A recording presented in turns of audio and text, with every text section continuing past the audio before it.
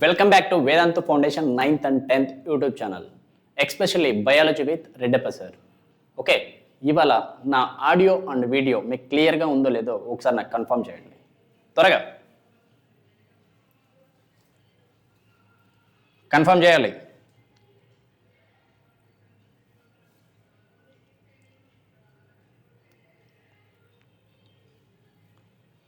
Okay, very good.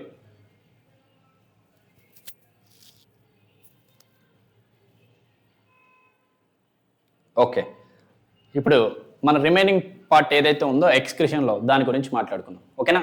ఇవాళ ఎన్నో part? 9th part. Okay, last ఏం నేర్చుకున్నాం? మిక్చరేషన్ అనేటువంటిది, యూరిన్ ఫార్మేషన్ అనేటువంటిది దాని గురించి మనం డిస్కస్ చేసుకున్నాం. ఓకే, ఇప్పుడు ఏంటి?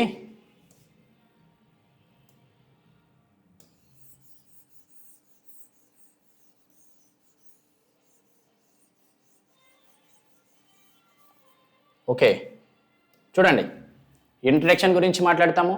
తర్వాత ఇది ఆల్రెడీ మనకి అయిపోయింది, సెకండ్ది కూడా అయిపోయింది.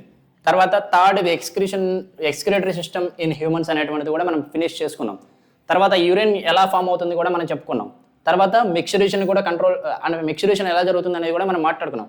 ఇప్పుడు యూరిన్ కాంపోజిషన్, తర్వాత కిడ్నీ యొక్క ఫెయిల్యూర్ అయితే ఏమేమి ప్రాసెస్ ఉన్నాయి అనేటువంటి దాని గురించి ఈ సెషన్లో మనము క్లియర్గా మాట్లాడుకుంటాం.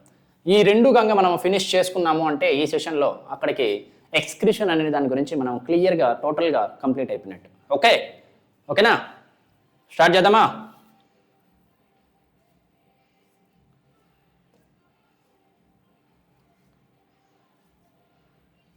ముందుగా చెప్పండి, మిక్చరేషన్ అంటే ఏంటి? ఏంటి మిక్చరేషన్ అంటే ఏంటి చెప్పాలి. What is mean by micturition? Micturition అనగానేమి? ఓకే, సరే, యూరిన్ యొక్క కాంపోజిషన్. ఇవాళ టాపిక్ ఏంటి? యూరిన్ యొక్క కాంపోజిషన్. అంటే మనకి ఏదైతే యూరిన్ అనేటువంటిది బయటికి మనం రిలీజ్ చేస్తామో ఆ ప్రాసెస్ని మనం మిక్చరేషన్ అంటాం. ఓకేనా? ఓకేనా, గుర్తుపెట్టుకోండి. ఇప్పుడు ఆ బయటికి రిలీజ్ అయ్యేటువంటి యూరిన్ ఒక చిన్న ట్యూబ్లోకి మనం గంగా ఈ విధంగా తీసుకొని దాన్ని మనం అనలైజ్ చేస్తే అర్థమైందా, దానిట్లో ఏమేమి ఉన్నాయి అనేటువంటిది మనం గంగా చూస్తే అర్థమైందా, దానిట్లో ఉన్నటువంటి కాంపోనెంట్స్ అన్నిటినీ కలిపి మనం కాంపోజిషన్ అంటాం. అంటే ఏవైతే వాటిలో ఉన్నాయో వాటన్నిటినీ కలిపితే కాంపోజిషన్ అంటాం. ఓకే సార్, అలా ఏమేమి ఉంటాయి అని ఆలోచిస్తే దాని గురించి మాట్లాడుకుందాం. ఓకే, ఫస్ట్ యూరిన్ అనేటువంటిది ఏ కలర్లో ఉంటుంది అనేటువంటిది మాట్లాడితే, కలర్ ఆఫ్ యూరిన్ అనేటువంటిది లైట్ ఎల్లో కలర్గా ఉంటుంది. అర్థమైందా? ఏంటి? లైట్ ఎల్లో కలర్ అనేటువంటిది ఉంటుంది. ఎందుకు సార్ లైట్ ఎల్లో కలర్ ఉంటుంది అని అంటే, మనకు ఆల్రెడీ మనము ఏది ప్లాంట్ అనేటువంటిది ఏది ప్లాంట్ కాదు, హ్యూమన్స్ అనేటువంటి దాని గురించే ఎక్స్క్రిషన్ అనే టాపిక్ కూడా మనము అసెసరీ ఎక్స్క్రిటరీ గ్లాండ్స్ ఏవైతే ఉన్నాయో వాటిలో లివర్ కాడ మనము ఒక పాయింట్ నేర్చుకున్నాం. ఏమని? బ్లడ్ అనేటువంటి దానిట్లో, అంటే ఎగ్జాంపుల్గా బ్లడ్ సెల్స్ని మాట్లాడితే ఫార్మ్డ్ ఎలిమెంట్స్లో one of the formed element RBC అని. ఆర్బీసీలో ఇదిగో ఇక్కడ కనబడుతుంది చూడండి, ఆర్బీసీ. ఓకేనా? చూడండి, ఇది ఆర్బీసీ. ఓకే,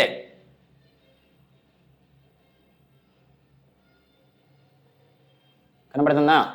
ఈ ఆర్బీసీ నువ్వు ఎప్పుడైతే గమనిస్తావో ఆ ఆర్బీసీ అనేటువంటి దాని లోపల క్వాటర్నరీ, అర్థమైందా, కాంప్లెక్స్ స్ట్రక్చర్ ఒకటి ఉంటుంది. ఇది చూడండి, 1 2 3 4 లోపల ఎల్లో కలర్గా మనకి ఒక ఎక్స్ తిన్న కనబడుతుంది చూడు, అది ఐరన్ మాలిక్యూల్ Fe2+.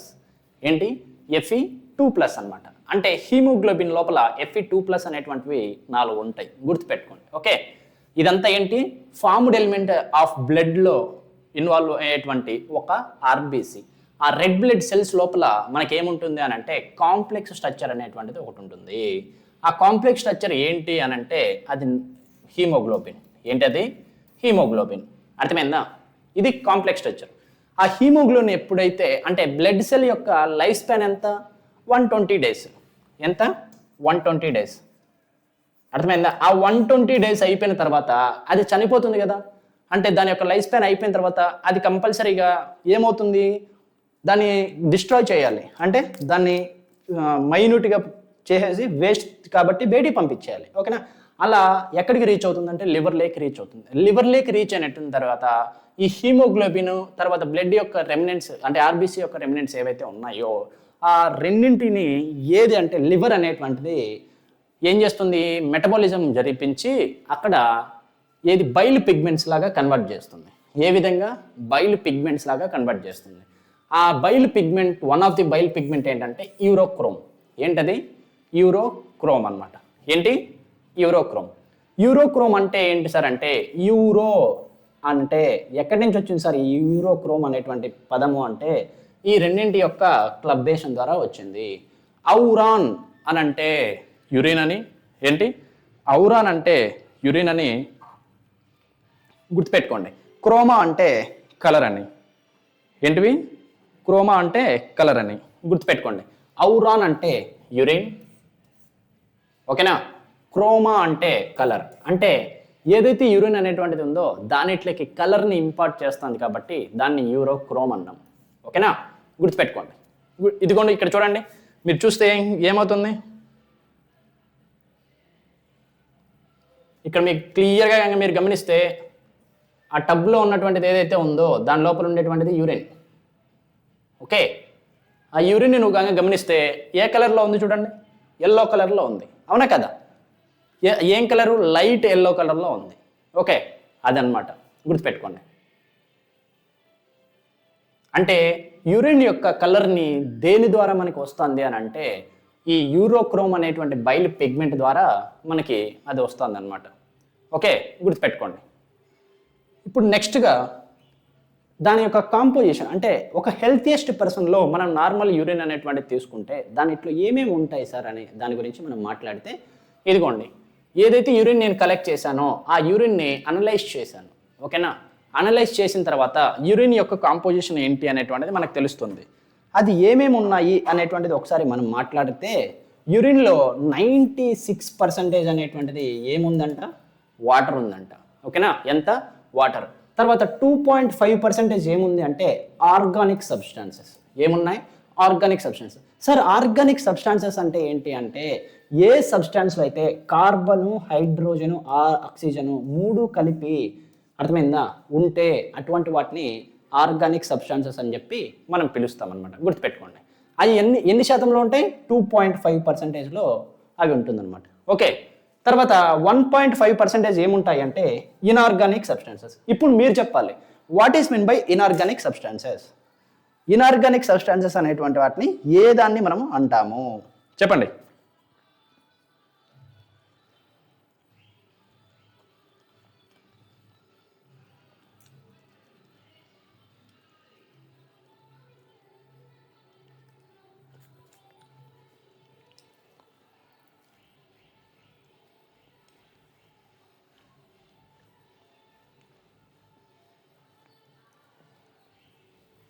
చెప్పాలి. ఇన్ఆర్గానిక్ సబ్స్టాన్సెస్ అని దేన్ని అంటాము? చూడండి, ఏదైతే ఈ మూడింటిని కార్బన్ని, హైడ్రోజన్ని, ఆక్సిజన్ని కాకుండా, అర్థమైందా, ఈ మూడింటికి కలిసి లేకుండా ఉంటాయో అటువంటి వాటిని ఇన్ఆర్గానిక్ సబ్స్టాన్సెస్ అని అంటాం. ఓకేనా? ఆ మూడు కలిగి ఉన్నాయి అంటే ఆర్గానిక్ అని, ఆ మూడు కలిగి లేవు అని అంటే ఇన్ఆర్గానిక్ అని. ఓకే, ఇప్పుడు చూడండి, ఈ 96% అంటే వాటర్, అంటే యూరిన్లో ఎక్కువ శాతం బయటికి పోతుండేది ఏంటి? వాటర్ని. ఏంటి? వాటర్ అనేటువంటిది. గుర్తుపెట్టుకోండి, వెరీ వెరీ ఇంపార్టెంట్. ఎందుకు సార్? ఎందుకు అని అంటే నిన్న క్లాస్లో మనం మాట్లాడుకున్నాము, ఏడిహెచ్ అనేటువంటి హార్మోను, అర్థమైంది, యాంటీ డయూరిటిక్ హార్మోను డెఫిషియన్సీ అయితే డయూరిటిక్ యూరిన్ అనేటువంటిది బయటికి వెళ్తుంది అన్నాం. అది ఎందుకు డయూరిటిక్ సార్ అని అంటే దానికి రీజన్ ఇది. యూరిన్లో నార్మల్గా ఉన్నటువంటి హెల్తియెస్ట్ పర్సన్లోనే ఎంత వాటర్ బయటికి పోతుందంటే 96% బయటికి వెళ్తుంది. ఇంకా అలాంటిది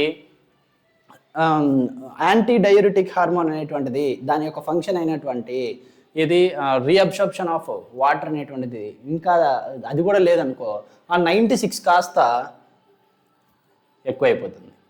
ఆటోమేటిక్గా మనిషి చనిపోతాడు.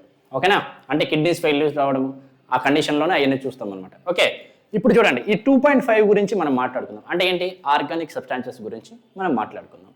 సార్ ఈ 2.5% సంబంధించినటువంటి ఆర్గానిక్ సబ్స్టాన్సెస్లో మనం ఏమేమి చూస్తాం సార్ అంటే క్రియాటైన్.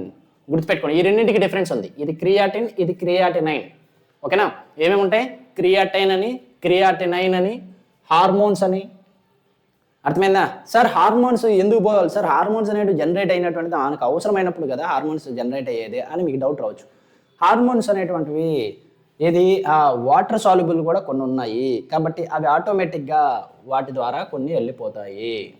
ఓకేనా, అలానే ఆక్సాలేట్స్ ఉన్నాయి. ఓకే, తర్వాత యూరియా, మెయిన్ మనకి బయటికి పోవాల్సింది ఏంటి, యూరియా.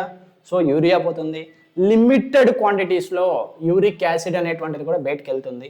తర్వాత విటమిన్స్ అనేటువంటి మనకు అవసరమైనటువంటి కదా, మరి ఎందుకు సార్ బయటికి పోతున్నాయి అంటే ఆల్రెడీ మనము ఏది హ్యూమన్ డైజెస్టివ్ సిస్టమ్ అనేటువంటి దానిట్లో టాపిక్లో మనం క్లియర్గా మాట్లాడుకున్నాం. ఏమని, విటమిన్స్లో 2 types ఆఫ్ విటమిన్స్ ఉంటాయి అని. ఏంటంటే 2 types. ఒకటేమో వాటర్ సాల్యుబుల్ అయినటువంటి బీసీ కాంప్లెక్స్ అని, అర్థమైందా, అంటే బి విటమిన్ అని, సి విటమిన్ అని. తర్వాత అలానే ఫ్యాట్ సాల్యుబుల్ అయినటువంటి ఏ, డి, కే, ఈ అనేటువంటి ఏవైతే ఉన్నాయో అవి. అర్థమైందా, ఆ విటమిన్స్ కూడా ఉంటాయి.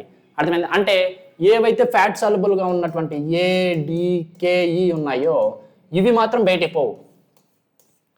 ఓకేనా, ఏవి వాటర్ సాల్యుబుల్ అయినటువంటి బీసీ మాత్రమే బయటికి ఎక్కువ మోతాదులో వెళ్తాయి అన్నమాట. గుర్తుపెట్టుకోండి. అర్థమైంది, అవన్నీ ఏంటి, ఆర్గానిక్. ఇప్పుడు ఇన్ఆర్గానిక్ అనేటువంటి దాని గురించి మాట్లాడితే కాల్షియం. అర్థమైందా, ఏంటివి, కాల్షియం Ca2+, తర్వాత chlorine Cl-, iodine I-, magnesium అర్థమైంది Mg2+, మ్యాగ్నీషియం Mn2+, అర్థమైందా. తర్వాత పాస్పేట్స్, ఓకేనా, PO4-,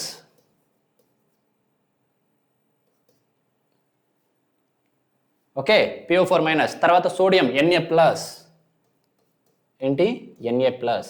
ఇప్పుడు చూడండి, ఈ ఇన్ఆర్గానిక్ సబ్స్టెన్స్లో ఎక్కడైనా నీకు కార్బన్, హైడ్రోజన్ అన్నీ ఉన్నాయా, లేవు. ఇక్కడ మాత్రం మీకు ఉంటాయి. ఓకేనా, అందుకే ఇన్ఆర్గానిక్ సబ్స్టాన్సెస్ అయినటువంటి 2.5% ఉంటే సోడియము ఇట్లాంటివన్నీ కూడా ఇవి ఇన్ఆర్గానిక్ అవుతుంది. ఆర్గానిక్ 2.5, ఓకేనా, ఇన్ఆర్గానిక్ 1.5, టోటల్గా 100%.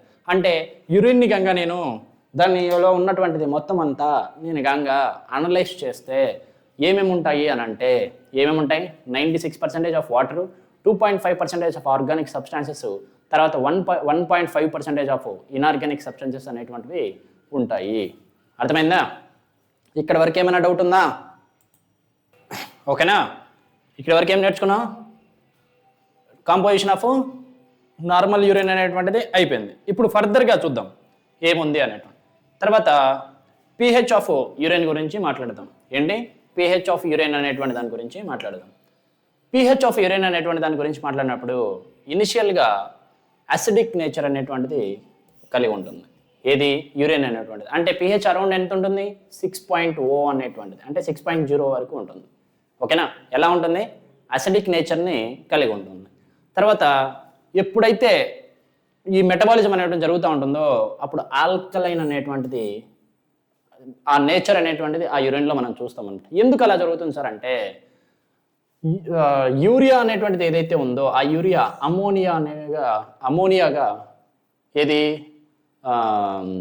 బ్రేక్ డౌన్ అనేటువంటి మెటబాలిజం అనేటువంటిది జరుగుతుంది అనమాట. సో ఆ కారణాల చేత యూరిన్ అనేటువంటిది ఏదైతే ఉందో ఇనిషియల్గా అసిడిక్ ఉన్న తర్వాత ఆల్కలైన్ నేచర్ అనేటువంటిది కనబడుతుంది. ఓకేనా, గుర్తుపెట్టుకోండి.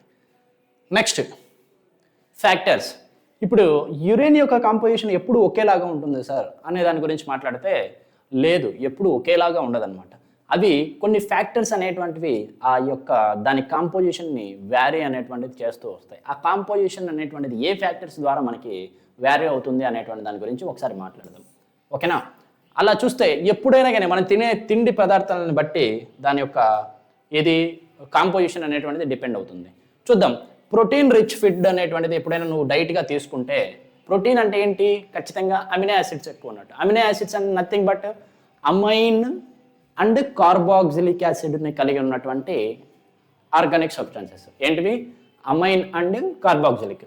సో అమైన్ ఉందంటే ఖచ్చితంగా ఏమవుతుంది, అక్కడ ఏది NH2 గ్రూప్ ఉన్నట్టు. అంటే అవి ఏమవుతుంది, డీఅమినేషన్ అనేటువంటి లెవెల్లో జరిగి అక్కడ మనకి అమోనియా ఫామ్ అవుతుంది. అంటే అమోనియా అనేటువంటి మళ్ళీ ఎలా కన్వర్ట్ అవుతుంది బయటికి పోవడానికి, యూరియాగా. అంటే యూరియా ఏమవుతుంది, ఎక్కువ క్వాంటిటీలో వస్తుందన్నమాట. అర్థమైందా? అంటే ఎక్కువ మీట్ అనే పదార్థం తీసుకొని మనం గంగా యూరియన్ అనేటువంటిది చేసాము అంటే అందులో ఎక్కువగా ఏముంటుంది అంటే మోర్ యూరియా రావడం అనేటువంటిది జరుగుతుంది. అలా కాదు, హై కార్బోహైడ్రేట్ అనేటువంటిది నేను తీసుకున్నాను. హై కార్బోహైడ్రేట్ తీసుకుంటే కార్బోహైడ్రేట్ అనేటువంటిది ఎక్కువ తీసుకోవడం వల్ల మనకు వచ్చేటువంటి ఏదైతే ఇది ఉందో, ఏది యూరిన్ అనేటువంటిది షుగర్ ఎక్కువగా వస్తుంది. అర్థమైందా? అలా ఎక్కువ పర్మనెంట్గా వస్తుంది సార్ అంటే లేదు. అర్థమైందా? టెంపరీగానే అది కనబడుతుంది. ఓకేనా? ఓకే, గుర్తుపెట్టుకోండి. తర్వాత హై ఫ్లూయిడ్ ఇంటేక్ అనేటువంటిది నువ్వు ఎప్పుడైతే తీసుకుంటావో, ఫ్లూయిడ్స్ అనేటువంటివి అంటే లైక్ జ్యూసెస్ అని, తర్వాత మిల్క్ అని, లేదా కోక్ అని, ఇట్లాంటివి నువ్వు ఎప్పుడైతే హై అమౌంట్లో తీసుకుంటావో, హై అమౌంట్లో తీసుకున్నప్పుడు ఆటోమేటిక్గా ఏమవుతుంది అని అంటే అక్కడ నీకు ఆల్రెడీ హ్యూమన్ డైజెస్టివ్ సిస్టమ్ చెప్పేటప్పుడు నేను క్లియర్గా మీకు మెన్షన్ చేశాను. ఏమని, మనము జ్యూస్ గురించి మాట్లాడితే ఖచ్చితంగా జ్యూస్లో ఉండేటువంటి maximum 60 to 90% based upon the type of juice we took. అంటే మనం ఏది తీసుకున్నామో దాన్ని బేస్ చేసుకొని దాని యొక్క రేషియో అనేటువంటిది 60 నుంచి 80 మధ్యలో వ్యారీ అవుతుంది అని 90 మధ్యలో వ్యారీ అవుతుంది అని చెప్పుకున్నాం కదా. అంటే వాటర్ అనేటువంటిది ఎక్కువ ఉంటుంది కాబట్టి అర్థమైందా, యూరిన్ అనేటువంటిది కూడా ఎక్కువ శాతంలో మనకి బయటికి రావడం జరుగుతుంది. ఎందుకు, ఇందాకే చూసాం యూరిన్ అంటే ఏంటి, 96% అనేటువంటిది కంపల్సరీగా వాటర్తో కలిగి ఉంటుంది కాబట్టి ఆ రెండు అన్నమాట. ఓకేనా, గుర్తుపెట్టుకోండి. ఓకే, ఇక్కడికి ఏం మాట్లాడుకున్నాం, యూరిన్ యొక్క కాంపోజిషన్ అనేటువంటి దాని గురించి క్లియర్గా మనం మాట్లాడుకోవడం జరిగింది. ఇప్పుడు ఏది ఫైనల్ పార్ట్ అయినటువంటి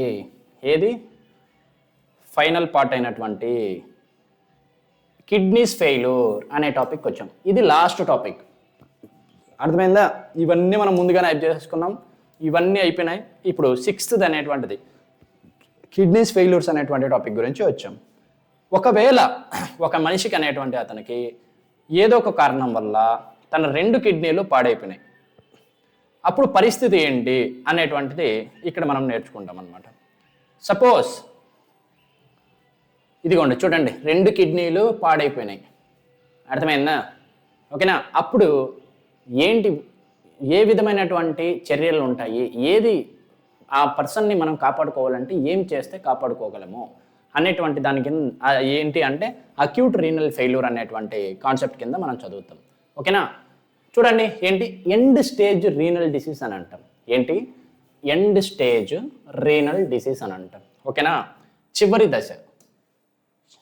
ఓకే, రీనల్ డిసీజ్ అనేటువంటిది అంటే ఎండ్ స్టేజ్ రీనల్ డిసీజ్లో ఏమవుతుంది సార్ అంటే రీనల్ ఫెయిల్యూర్ అనేటువంటిది వస్తుంది. అర్థమైంది? అక్యూట్ అంటే షార్ప్ అంటే అర్థమైందా, 100% అని. ఓకేనా? అంటే ఉన్నటువంటి 2 కిడ్నీస్ కూడా కంప్లీట్గా అర్థమైందా రివర్స్ కాలేనటువంటివి. అర్థమైందా? మళ్ళీ బాగు కాలేవు అవి. అర్థమైందా? గుర్తుపెట్టుకోండి, కంప్లీట్గా ఏవి డ్యామేజ్ అయి ఉంటాయి.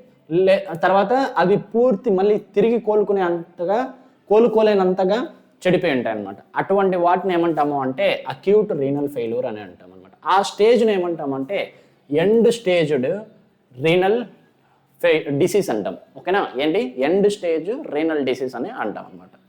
ఎప్పుడైతే ఇలా చూస్తామో అర్థమైందా, ఏమవుతుంది సార్ ఆ కండిషన్లో అంటే అసలు primary reason for the kidneys అని అంటే ఏంటంటే మనము main organ involved in the excretion కాబట్టి ఖచ్చితంగా అక్కడ ఏం కావాలి, ఎక్స్క్రిషన్ అనేటువంటిది జరగాలి. కాకపోతే ఇక్కడ కిడ్నీస్ పనిచేయట్లేదు కదా. పనిచేయట్లేదంటే నెఫ్రాన్స్ ఆ లోపల ఉండేటువంటివి ఏం చేయాలి, యూరిన్ ఫార్మేషన్లో జరుగుతాయి కదా, స్ట్రక్చరల్ అండ్ ఫంక్షనల్ కదా. అంటే అక్కడ యూరిన్ ఫార్మేషన్ జరగదు. మనకు తెలుసు యూరిన్ ఫార్మేషన్ జరిగి ADH అనేటువంటిది ఇన్వాల్వ్ అయితేనే 96% ఆఫ్ వాటర్ ఉంటుంది. తర్వాత ఏది వేస్ట్ అనేటువంటిది రిమైనింగ్ ఉంటుంది. ఓకేనా? ఇప్పుడు అసలు అది లేదు. అర్థమైందా? ఆ ఫిల్ట్రేషన్ లేదు అంటే excess of amount of water అనేటువంటిది బయటకు వెళ్తుంది. సెకండ్గా ఏది ఫిల్టర్ అయ్యి బ్లడ్లో నుంచి బయటికి పోవాల్సినటువంటి సొల్యూట్ ఉందో ఆ సొల్యూట్ కూడా పోదన్నమాట. అర్థమైందా?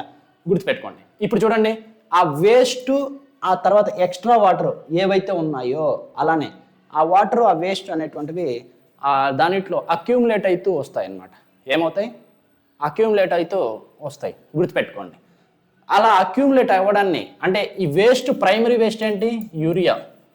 ఓకేనా, యూరియా ప్రైమరీ వేస్ట్ అంటే సెల్స్లో యూరియా గంగా అక్యూములేట్ అయితే ఆ కండిషన్ని యూరేమియా అంటాం.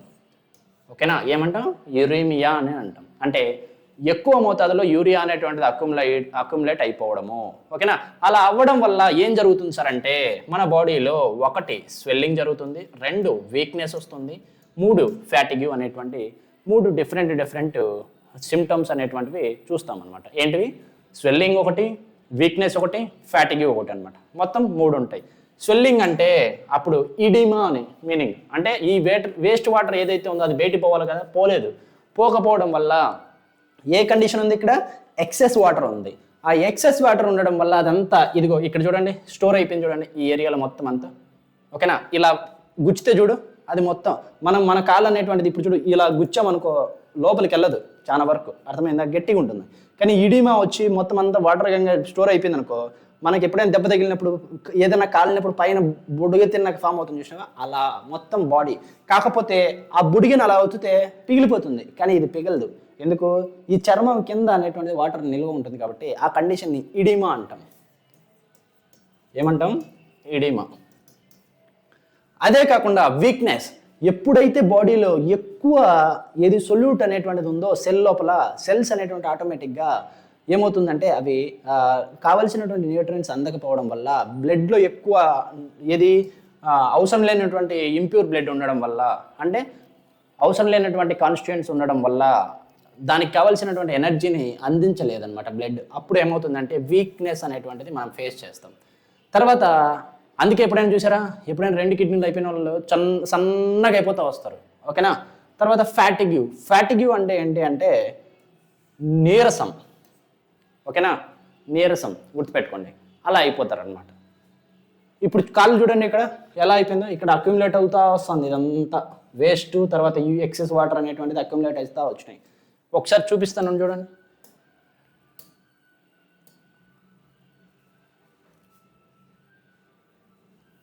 కాళ్ళు చూడండి,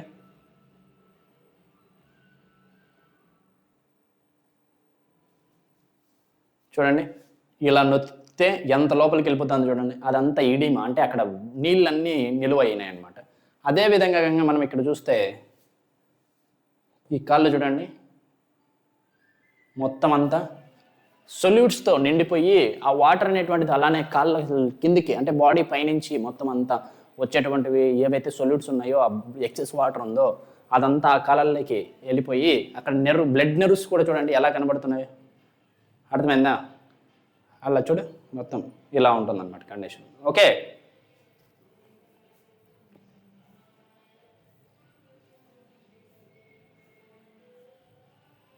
గుర్తుపెట్టుకోండి. తర్వాత ఇప్పుడు సరే ఎందుకు కిడ్నీ అనేటువంటిది ఫెయిల్ అవుతుంది, ఏ కారణాల వల్ల కిడ్నీ ఫెయిల్స్ అవ్వచ్చు, అంటే ఒక కిడ్నీ కాదు 2 కిడ్నీస్ ఎందుకు ఫెయిల్ అవుతాయి అనేటువంటిది కారణాల గురించి మనం మాట్లాడితే అది ఒకటి ఇన్ఫెక్షన్ అయినా ఉండొచ్చు, లేదా రెండోది ఇంజరీ అయినా అవ్వచ్చు. అర్థమైంది, ఇన్ఫెక్షన్ అంటే బయట నుంచి ఏవైనా ఫారిన్ సబ్స్టాన్సెస్ అనేటువంటిది వచ్చి వాటి ద్వారా మనకి ఏదైనా కానీ జబ్బు వస్తే దాన్ని ఇన్ఫెక్షన్ అంటాం. అర్థమైందా, ఇంజురీ అంటే ఏదైనా దెబ్బ తగలడం, ఏంటి దెబ్బ తగలడం.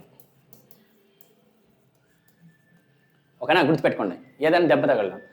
తర్వాత మూడోది వచ్చేసి హై బ్లడ్ ప్రెషర్. ఎప్పుడైతే బ్లడ్ ప్రెషర్ హై వస్తుందో అక్కడ ఏమి ఆ ఎఫరెంట్ ఆర్టీరియల్ అనేటువంటిది అక్కడి నుంచి అదే అనేటువంటిది ఎఫరెంట్ ఆర్టీరియల్ రెండింటి ఆ ప్లేస్ ఏదైతే గ్లోమరులస్ ఉందో అక్కడ డ్యామేజ్ అయిపోతుంది అనమాట. అవి థిన్ లేయర్స్ కదా ఎండోథీలియం అనేటువంటిది. ఎప్పుడైతే హై బ్లడ్ ప్రెషర్ వచ్చిందో అవి తట్టుకోలేవు అనమాట, తట్టుకోలేక పీలిపోతాయి. అప్పుడు ఫిల్టరేషన్ అనేటువంటిది జరగదనమాట. Next 4th high blood sugar అనేటువంటిది అమ్మోనియా ఎంత డేంజరో షుగర్ కూడా అంతే డేంజరు. సెల్లో షుగర్ ఎక్కువ నిందా ఆటోమేటిక్గా తొందరగా సెల్ అనేటువంటిది చచ్చిపోతుంది, సెల్ని తినేస్తుంది అనమాట. ఓకేనా, సో అలా బ్లడ్ షుగర్ అనేటువంటిది ఎక్కువ ఉండడం వల్ల బ్లడ్లో దానివల్ల కిడ్నీస్ అనేటువంటివి ఇది ఫిల్టరేషన్ చేసి చేసి చేసి చేసి అవి వాటి యొక్క ఎఫిషియన్సీని తగ్గిపోతాయి అన్నమాట. ఓకేనా, అలా. తర్వాత 5th రెడ్యూస్డ్ బ్లడ్ ఫ్లో అనమాట. హై ప్రెషర్ ఉన్నా ప్రాబ్లమే, అలా అని అసలు బ్లడ్డే పోవట్లేదు. మనకు తెలుసు కదా గ్లోమెరులస్లో అంటే ఇలా వచ్చి ఇలా ఫామ్ అయ్యి ఇలా బయటికి వెళ్ళిపోవాలి. ఓకేనా, ఇలా పోవాలి కదా. ఇక్కడ నుంచి హై ప్రెషర్ రావాలి. అర్థమైందా? అప్పుడు కూడా డ్యామేజ్ అవుతుంది. అట్లేదు ఇక్కడ లో ప్రెషర్ వచ్చింది. లో ప్రెషర్ అంటే ఇక్కడ ఈ ఏరియాలో ఏదైతే ఉందో ఆ ఏరియాలు కడ, అంటే ఈ ఏరియా కడ మనకేమవుతుంది, ఫిల్టరేషన్ జరిగేది అక్కడే కదా. ఇక్కడి నుంచి ఇది బ్లడ్ ప్రెషర్ అనేటువంటిది ఏది రావాలి, హైడ్రోస్టాటిక్ బ్లడ్ ప్రెషర్. అర్థమైందా? బ్లడ్లో ఎక్కువ వాటర్ ఉంటుంది కదా, సో ఇక్కడి నుంచి హైడ్రోస్టాటిక్ ప్రెషర్ అనేటువంటిది ఇక్కడ రావాలి. ఇక్కడ నేరో ఉంది కాబట్టి ఇక్కడ కొద్దిగా అనేటువంటిది డెవలప్ అవుతుంది. ఇక్కడ ఉన్నటువంటి ఆల్రెడీ ఆస్మోయిడ్ ఏది కొల్లాయిడ్ ఉంటుందో, అంటే ఆ సొల్యూషన్ ఉంటుందో దాని ద్వారా కొంత జనరేట్ అవుతుంది, అప్పుడు బాగుంటుంది. అట్లేదు ఇక్కడి నుంచే లోగా వస్తుంది. అర్థమైందా? అప్పుడు నెట్ ఫిల్టరేట్ రేట్ అనేటువంటి ఒక కాన్సెప్ట్ వస్తుంది. అది ఏమవుతుంది అంటే అది ఉండదన్నమాట. ఓకేనా, ఆ ఫిల్టరేట్ రేట్ అనేటువంటిది 10 ఉండాల్సింది, ఉండకపోతే అప్పుడు ఖచ్చితంగా లో ప్రెషర్ వల్ల అక్కడ ఫిల్టరేషన్ జరగకపోగా కిడ్నీస్ అనేటువంటివి డ్యామేజ్ అయ్యే ఆస్కారం ఉంది. తర్వాత జెనెటిక్ డిజార్డర్స్, కొన్ని జెనెటిక్ డిజార్డర్స్ అనేటివి ఉంటాయన్నమాట. ఆ డిజార్డర్స్ వల్ల ఇవి కిడ్నీస్ అనే పుట్టుకతోనే అలానే ఉండడము, లేదా వాటికి పుండ్లు తిన్నా ఏర్పడము, వాటి మీద అలాంటివి కాజ్ చేస్తుంది. సో ఈ ఆరిట్లో ఏదైనా కావచ్చు. ఓకేనా, ఈ ఆరిట్లో ఏది వచ్చినా కానీ దానికి కిడ్నీ ఫెయిల్యూర్స్ అనేటువంటిది జరుగుతాయి ఆస్కారంగా. సార్ తర్వాత కిడ్నీ ఫెయిల్ అయితే అప్పుడు పరిస్థితి ఏంటి అనేటువంటిది డౌట్ అనమాట. ఏమీ లేదు, అప్పుడు 2 సొల్యూషన్స్ ఉంటాయి. అర్థమైందా? ఒకటి వచ్చేసి ఏది షార్ట్ టర్మ్గా మనం చేసేటువంటిది ఏంటి అంటే ఆర్టిఫిషియల్ కిడ్నీస్ అనేటువంటివి యూజ్ చేస్తాం. ఆర్టిఫిషియల్ కిడ్నీ అంటే అక్కడ కిడ్నీ ఎత్తుకొచ్చి ఏమైనా కానీ ఆర్టిఫిషియల్గా పెడతామా సార్ బయట నుంచి అంటే అదేం కాదు, డయాలైసిస్ మిషన్ అనేటువంటిది యూజ్ చేస్తాం. అర్థమైందా? కిడ్నీ ఇంటర్నల్గా మనకి ఏ పని అయితే చేస్తుందో ఆ పని అనేటువంటిది ఆ డయాలైసిస్ మిషన్స్ ద్వారా మనం చేసి బ్లడ్ని ఎవ్రీ 3 డేస్కి 4 డేస్కి మనం ప్యూరిఫై చేస్తూ వస్తామన్నమాట. ఆ ప్యూరిఫై చేసిన బ్లడ్ని ఇదిగో ఇక్కడ ఉంది చూడండి, ఆ ప్యూరిఫై చేసినటువంటి బ్లడ్ని మళ్ళీ ఆ మనిషికి మనం ఎక్కించడం అనేటువంటిది జరుగుతుంది. ఓకేనా, అలా చేస్తే దాన్ని ఏమంటామంటే ఆర్టిఫిషియల్ కిడ్నీ అంటాం.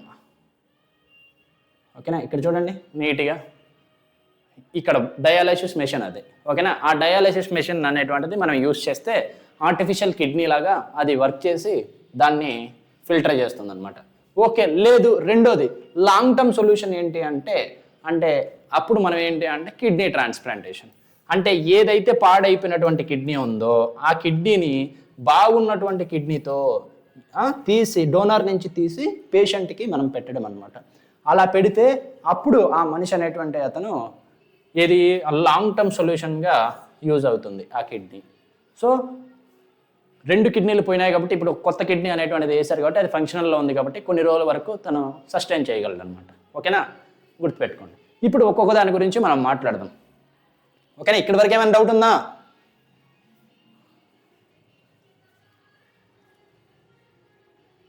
చెప్పాలి.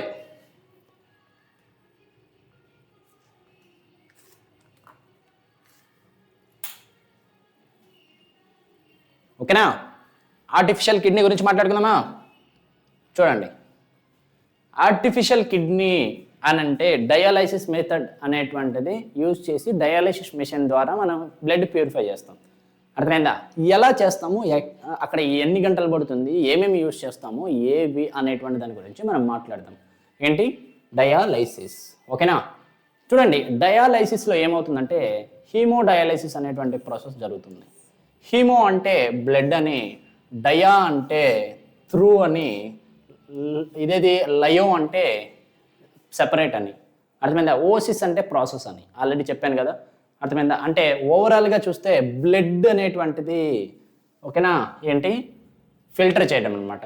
ఒక పర్సన్ ఎవరికైతే 2 కిడ్నీస్ డ్యామేజ్ అయినాయో ఆ పర్సన్లో బ్లడ్ అనేటువంటిది మనం ప్యూరిఫై చేస్తే అర్థమైందా, ఆ ప్యూరిఫైని చేసినటువంటి విధానాన్ని మనం హీమోడయాలైసిస్ అని అంటాం. అర్థమైందా?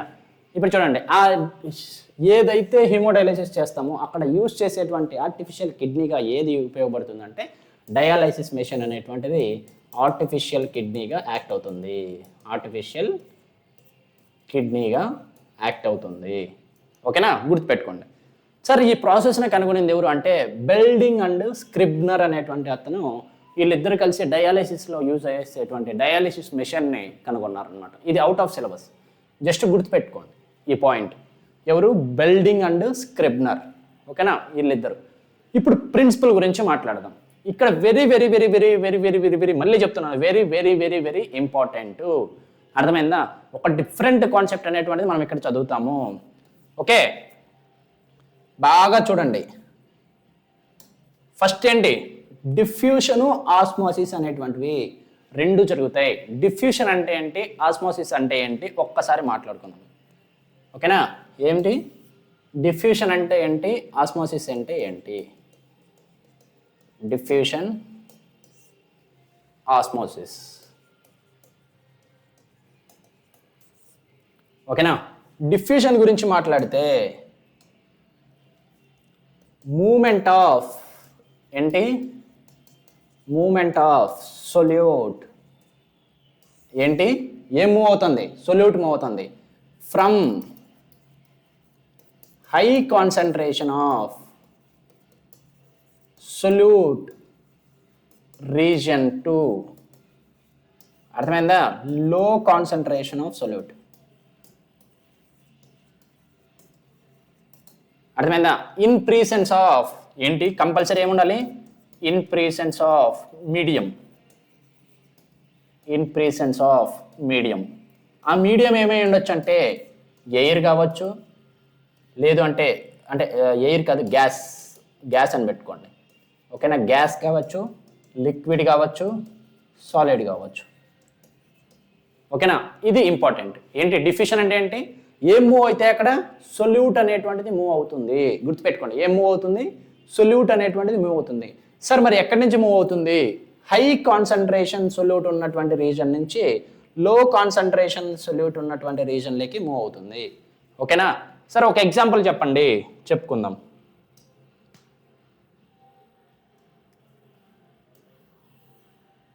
ఓకేనా,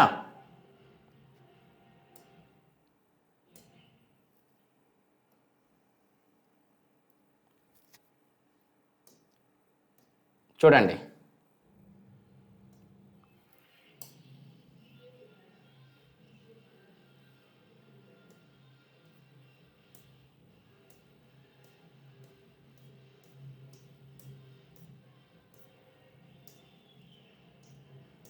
ఇప్పుడు గీస్తా ఉండేటివన్నీ ఏంటివంటే ఇవన్నీ సొల్యూట్ పార్టికల్స్.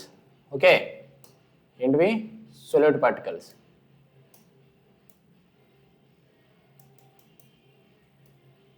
ఇప్పుడు చెప్పండి, ఇక్కడ మనము ఒక ఛాంబర్ అనేటువంటిది తీసుకున్నాం. ఓకేనా, ఆ దానిట్లో సొల్యూషన్స్ ఉన్నాయి. ఏమున్నాయి? సొల్యూషన్స్ ఉన్నాయి. ఇదేమో సొల్యూషన్ 1, ఇదేమో సొల్యూషన్ 2. ఓకేనా, ఏంటి? ఇదేమో సొల్యూషన్ 1, ఇదేమో సొల్యూషన్ 2. ఇప్పుడు ఈ బ్లూ కలర్లో ఉన్నటువంటి ఏవైతే ఉన్నాయో, ఏంటివి? బ్లూ కలర్లో అయితే ఏవైతే ఉన్నాయో గుర్తుపెట్టుకోండి. ఓకేనా, కనబడుతుందా? Solution 1, solution 2. బ్లూ కలర్లో కనబడతా ఉన్నటువంటి అన్ని సొల్యూట్ అనమాట. ఇప్పుడు ఇక్కడ S1లో సొల్యూట్స్ ఎన్ని ఉన్నాయి చూడండి, 4, 5 ఉన్నాయి. అవునా, ఇక్కడ ఎన్ని ఉన్నాయి చూడండి, 3, 4, 5, 6, 7, 8, 9, 10, 11, 12 ఉన్నాయి. అంటే ఇక్కడన్ని 5, ఇక్కడన్ని 12. అంటే హై సొల్యూట్ ఎక్కడ ఉంది? హై సొల్యూట్ అనేటువంటిది సొల్యూషన్ 2లో ఉంది. ఓకేనా, ఇక్కడేముంది? లో సొల్యూట్ అనేటువంటిది ఉంది. అంటే మూమెంట్ ఎక్కడి నుంచి ఎక్కడికి జరుగుతుంది? డిఫ్యూషన్లో S2 నుంచి S1కి జరుగుతుంది. అర్థమైందా? దాన్ని ఏమంటాం? డిఫ్యూషన్ అంటాం. ఓకేనా, ఇప్పుడు చూడండి, ఇక్కడ ఎన్ని ఉన్నాయి? ఇక్కడ 5 సొల్యూట్స్ ఉన్నాయి, ఇక్కడ 12 సొల్యూట్స్ ఉన్నాయి. ఓకేనా, హై సొల్యూట్ ఎక్కడ ఉంది? ఇక్కడ హై ఉంది. అంటే S2 అంటే సొల్యూషన్ 2లో హై సొల్యూట్స్ ఉన్నాయి. లో సొల్యూట్స్ ఎక్కడ ఉన్నాయి? S1లో లో సొల్యూట్ అనేటువంటిది ఉంది. అంటే ఇప్పుడు మూమెంట్ ఎక్కడి నుంచి ఎక్కడికి జరుగుతుంది సార్ అనేటువంటిది అడిగితే, మూమెంట్ అనేటువంటిది ఇక్కడి నుంచి ఇక్కడికి పోతుంది. సార్ ఏం మూమెంట్ అవుతాయి అని అంటే, ఇదిగో ఈ పార్టికల్స్ ఏవైతే ఉన్నాయో, గ్రీన్ కలర్ పార్టికల్స్, అర్థమైందా? ఏంటివి? గ్రీన్ కలర్ పార్టికల్స్ ఏవైతే ఉన్నాయో, ఈ గ్రీన్ కలర్ పార్టికల్స్, అర్థమైందా? ఈ గ్రీన్ కలర్ పార్టికల్స్, గ్రీన్ అంటున్నా, బ్లూ కలర్, అవి మూవ్ అవుతాయి. అర్థమైందా? బ్లూ కలర్ పార్టికల్స్ అని మాత్రమే మూవ్ అవుతాయి. సార్ అలా ఎంతవరకు జరుగుతాయి? ఈ 5-12 అన్నాం కదా, ఏమన్నాం? ఈ 5-12 అన్నాం కదా, ఈ 5-12 అనేటువంటిది ఈక్వల్గా వచ్చేంత వరకు, అర్థమైందా? అంటే ఇక్కడ ఇక్కడ సొల్యూషన్ 1లో సొల్యూషన్ 1 ఈక్వల్ టు సొల్యూషన్ 2 ఇలా వచ్చేంత వరకు, అంటే ఇన్ టర్మ్స్ ఆఫ్ సొల్యూట్స్, అంటే సొల్యూట్స్ ఈక్విలిబ్రియం లేక, అంటే ఇక్కడ సేమ్ ఉండాలి, అక్కడ సేమ్ ఉండాలి, అలా వచ్చేంత వరకు మూమెంట్ అనేటువంటిది జరుగుతుంది. ఓకేనా? అంటే ఎక్కడి వరకు జరుగుతుంది చూడండి. 5-12 ఎంత? 17/2 ఎంత? 8.5. ఓకేనా? అంటే 8.5 ఇక్కడ, 8.5 ఇక్కడ వచ్చేంత వరకు వస్తుంది అనమాట. ఓకేనా? ఏంటి? 8.5 అక్కడ, ఇక్కడ 8.5 వచ్చేంత వరకు చూస్తుంది అనమాట. ఓకే, ఇదేంటిది డిఫ్యూషన్. ఇప్పుడు ఆస్మోసిస్ గురించి మాట్లాడదాం. ఏంటి ఆస్మోసిస్? ఇదేంటి? మూమెంట్ ఆఫ్, ఇక్కడేమో సొల్యూట్, ఇక్కడేమో సాల్వెంట్. ఏం జరుగుతుంది? మూమెంట్ ఆఫ్ సాల్వెంట్ జరుగుతుంది. గుర్తుపెట్టుకోండి, సాల్వెంట్ జరుగుతుంది. సరే, ఎక్కడికి మూవ్ అవుతుంది? హై కాన్సన్ట్రేషన్, ఇక్కడేమో హై కాన్సన్ట్రేషన్, ఇక్కడేమో లో కాన్సన్ట్రేషన్. ఏంటి? లో కాన్సన్ట్రేషన్ ఆఫ్ సొల్యూట్స్. అర్థమైందా? ఇక్కడ మూమెంట్ ఏమో సాల్వెంట్. చూడండి, ఇక్కడ మూమెంట్ సొల్యూటే. ఏది? కాన్సన్ట్రేషన్ కూడా సొల్యూట్లోనే మాట్లాడుతున్నాం, కానీ ఇక్కడ చూడండి మూమెంట్ జరిగేదేమో సాల్వెంట్లో. ఓకేనా? కానీ కాన్సన్ట్రేషన్ లో అనేటువంటి దేన్ని బేస్ చేసుకొని చెప్తున్నాం? సొల్యూట్ని బేస్ చేసుకొని చెప్పుకుంటున్నాం. అంటే ఎక్కడి నుంచి? From low concentration of solute to high concentration of solute. High concentration of solute in presence of, ఇక్కడ ఏమైంది? ఇన్ ప్రీసెన్స్ ఆఫ్ మీడియం ఉండాలి, అది ఏదైనా కావచ్చు, కానీ ఇక్కడ చూడు in presence of semi permeable membrane. ఏంటి? Semi permeable membrane. ఏంటి? In presence of semi permeable membrane. గుర్తుపెట్టుకోండి, వెరీ వెరీ ఇంపార్టెంట్. మీకు ఒకవేళ దీని మీద ఇంకా డౌట్ ఉన్నాయి, సార్ మాకు అర్థం కాలేదు అని మీకు అనిపిస్తే, నా ప్లేలిస్ట్లో, అర్థమైందా, 9th క్లాస్లో సంబంధించిన transport of materials through plasma membrane అనే దాని కింద, ఆ చాప్టర్ కింద మొత్తము 4 వీడియోస్ ఉన్నాయి. 4 అవర్స్ వీడియోస్ ఉన్నాయి. అర్థమైందా? వాటిల్లో మీరు కనుక ఖచ్చితంగా అక్కడ డిఫ్యూషన్ అండ్ ఆస్మోసిస్ అని 2 డిఫరెంట్ చెప్పాను అనమాట. సొల్యూషన్ అంటే ఏంటి, పెర్మియబిలిటీ అంటే ఏంటి, తర్వాత ఇవి ఏది డిఫ్యూషన్ ఎలా జరుగుతుంది, ఆస్మోసిస్ ఎలా జరుగుతుంది, రివర్స్ ఆస్మోసిస్ ఏంటి అని ప్రతి ఒక్క దాని గురించి మనం క్షుణ్ణంగా అక్కడ చదువుకోవడం జరిగిందనమాట. సో మీరు ఏమైనా కానీ మీకు డౌట్ ఉంటే 9th క్లాస్ ప్లేలిస్ట్లో ఉన్నటువంటి transportation of materials through plasma membrane అనేటువంటి 4 వీడియోస్ ఉంటాయి. ఆ వీడియోస్ చూడండి. క్వశ్చన్ అండ్ ఆన్సర్స్ అవసరం లేదు. ఏది స్టార్టింగ్ 4 వీడియోస్ మీరు చూసుకుంటే సరిపోతుంది. ఓకేనా? ఇప్పుడు చూడండి, ఇక్కడేమో మూమెంట్ ఏంది? Movement solute. అర్థమైందా? అక్కడ మూమెంట్ ఏంటి? సాల్వెంట్. ఇక్కడ మూమెంట్ సాల్వెంట్. ఇక్కడేంటి? హై కాన్సన్ట్రేషన్ ఆఫ్, ఏది మూవ్ అవుతుంది దాన్నే చెప్తున్నాం.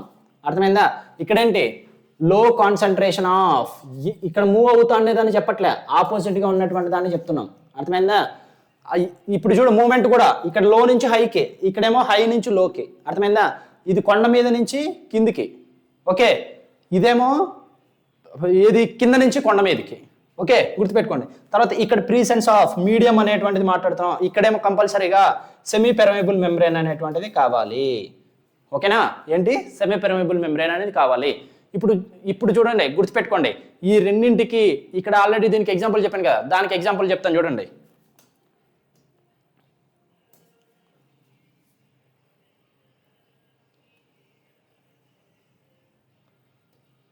ఓకేనా?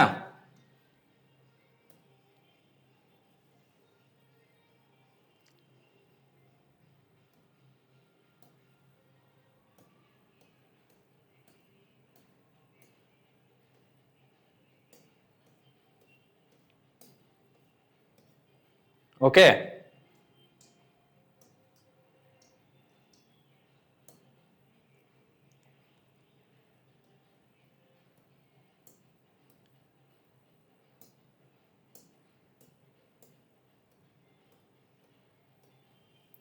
ఇప్పుడు చూడండి, ఇదేమన్నాను, ఇది S1 అన్న, ఇది S2 అన్న. ఏంటి ఇది S1, ఆ వారిదేమో S2. S1లో ఎన్ని ఉన్నాయి? S1లో ఎన్ని ఉన్నాయి చూడండి. S1లో 1 2 3 4 5 ఉన్నాయి. ఇక్కడ ఎన్ని ఉన్నాయి? 5 ఉన్నాయి. ఏంటివి అవి? సొల్యూట్స్. ఇక్కడ ఎన్ని ఉన్నాయి? అర్థమైందా? 3 4 4 3 7 7 ఉన్నాయి. ఇక్కడ ఎన్ని ఉన్నాయి? 7 సొల్యూట్స్ ఉన్నాయి. అర్థమైందా? ఇప్పుడు ఎక్కడి నుంచి ఎక్కడికి పోతుంది మూమెంట్ చెప్పండి. S1 నుంచి S2కి పోతుందా? S2 నుంచి S1కి పోతుందా? చెప్పాలి. చూడండి, ఏది తక్కువ ఉంది? ఇక్కడ లో ఉంది, ఇక్కడ హై ఉంది. ఏది? సొల్యూట్స్ అంటే బ్లూ కలర్లో బాల్స్. ఓకేనా? అంటే ఏంటి? ఇక్కడి నుంచి ఇలా వెళ్ళాలి. ఎక్కడి నుంచి వెళ్ళాలి? ఇక్కడి నుంచి ఇలా వెళ్ళాలి ఆ వారికి ఆపోజిట్గా. అవునా? ఇంతకుముందు జరిగిన దానికి ఆపోజిట్గా జరుగుతుంది. ఓకేనా? గుర్తుపెట్టుకోండి. మరి ఇప్పుడు ఇక్కడేం మూవ్ అయింది? ఈ బ్లూ కలర్లో ఉండేటివి మూవ్ అవుతున్నాయి, కానీ అక్కడ బ్లూ కలర్లో ఉండేది మూవ్ అవ్వకూడదు. బ్లూ కలర్ కాకుండా మిగిలింది ఏదైతే ఉందో అది మూవ్ అవుతుంది. అంటే ఇక్కడ 5 ఉండేది ఇక్కడ 7 ఉంటుంది. అంటే ఎంత ఉన్నాయో అంతే ఉంటాయి. ఇక్కడ 5 ఉంటాయి, అక్కడ 5 ఉంటాయి, అక్కడ 7 ఉంటే 7 ఉంటాయి. కాకపోతే అవి కాకుండా మిగిలినట్టు ఉంటాయి చూసారా? ఏవైతే సాల్వెంట్ ఉందో ఆ సాల్వెంట్ అనేటువంటిది ఇక్కడ ఎక్కువ ఉంది కాబట్టి అక్కడికి మూవ్ అవుతుంది అనమాట. ఓకేనా? ఇక్కడ తక్కువ ఉంది కాబట్టి ఇక్కడి నుంచి ఇక్కడికి మూవ్ అవుతుంది. అంటే వాటర్ మూవ్ అవుతుంది. ఏం మూవ్ అవుతుంది? వాటర్ అనేటువంటిది మూవ్ అవుతుంది. ఏం మూవ్ అవుతుంది? వాటర్ అనేటువంటిది మూవ్ అవుతుంది.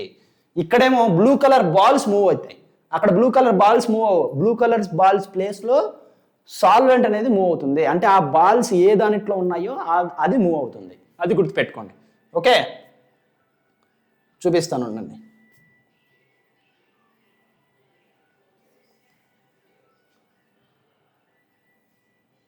ఇదిగోండి. ఓకే, ఈ 5 ఉండేది 5 ఉంటాయి, 7 ఉండేది 7 ఉంటుంది. కాకపోతే ఈక్విలిబ్రియం దేని ద్వారా వస్తుందంటే సాల్వెంట్ ద్వారా వస్తుంది. అంటే ఈ 5 ఉన్నటువంటి వాటరు, ఆ 7 ఉన్నటువంటి వాటరు రెండు కలిసిపోవాలి. కలిసిపోతేనే అప్పుడు అక్కడ ఈక్విలిబ్రియం వచ్చినప్పుడు అక్కడ ఆస్మోసిస్ ఆగిపోతుంది. అంతేగాని ఇక్కట్లాగా ఈడ 5 ఉండేది ఆడ 5 ఉండేది రెండు కలిపి 6.5 వస్తాయి అని అనకూడదు. ఇక్కడ 5 ఉంటే 5 ఉంటాయి ఆస్మోసిస్లో, అది తేడా. ఇక్కడేమో ఈడ ఎంత ఉన్నాయి? 5 ఉన్నాయి, అక్కడ 12 ఉన్నాయి. ఏది? డిఫ్యూషన్లో 5 12 ఉండేటువంటిది ఏమవుతుంది? 8.5గా వచ్చి అప్పుడు ఆగిపోతుంది ఈక్విలిబ్రియం. కానీ ఇక్కడ ఈక్విలిబ్రియం అనేటువంటి సొల్యూట్ కాదు కదా. ఏం మూవ్ అవుతుంది? సాల్వెంట్ మూవ్ అవుతుంది, సొల్యూట్ కాదు. సాల్వెంట్ అంటే ఏంది? వాటర్. అర్థమైందా? వాటర్ అంటే ఏంటి? ఈ 5 కాడ ఉన్నటువంటి వాటర్ ఏదైతే ఉందో ఇది ఆ వారికి కొంత పోతుంది, అప్పుడు ఈక్విలిబ్రియం అనేటువంటిది వస్తుంది అనమాట. ఓకేనా? గుర్తుపెట్టుకోండి. ఓకే, ఇప్పుడు ఈ డిఫ్యూషన్ గురించి మాట్లాడదాం. ఇక్కడ డిఫ్యూషన్లో ఇందాకే మాట్లాడుకున్నాం. ఏం మాట్లాడుకున్నాం? సొల్యూట్స్ జరుగుతాయి డిఫ్యూషన్లో మూమెంట్ అని. అర్థమైందా? అంటే ఇక్కడ ఉన్నటువంటి ఏవైతే సొల్యూట్స్ ఉన్నాయో సొల్యూట్స్ అనేటువంటివి అర్థమైందా ఆ డిఫ్యూషన్లో ఇన్వాల్వ్ అవుతాయి. గుర్తుపెట్టుకోండి. అలానే ఆస్మోసిస్లో ఏమి ఇన్వాల్వ్ అవుతాయంటే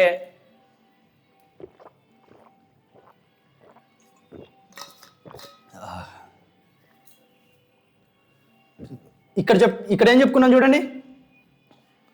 ఎక్సెస్ వాటర్ అన్నాం. అంటే ఏముంది? బాడీ లోపల ఎక్సెస్ వాటర్ ఉంది. సో ఆ ఎక్సెస్ వాటర్ అనేది సాల్వెంట్గా యాక్ట్ అవుతుంది. సో ఆస్మాసిస్ ద్వారా సాల్వెంట్ అనేటువంటిది ఈ సెమీ పెర్మిబుల్ మెంబ్రెయిన్ ఏదైతే ఉందో ఆ మెంబ్రెయిన్ ద్వారా బయట ఉన్నటువంటి ఫ్లూయిడ్లోకి వెళ్ళిపోతుంది అనమాట. అలా జరుగుతుంది ఫిల్ట్రేషన్ అనేటువంటి. అంటే అక్కడ ఏమేమి ఇన్వాల్వ్ అవుతాయి? డిఫ్యూషన్ జరుగుతుంది, ఆస్మాసిస్ జరుగుతుంది. డిఫ్యూషన్ అనేటువంటి ఏ దానిట్లో చూస్తామంటే సొల్యూట్స్ మూమెంట్లో చూస్తామన్నమాట.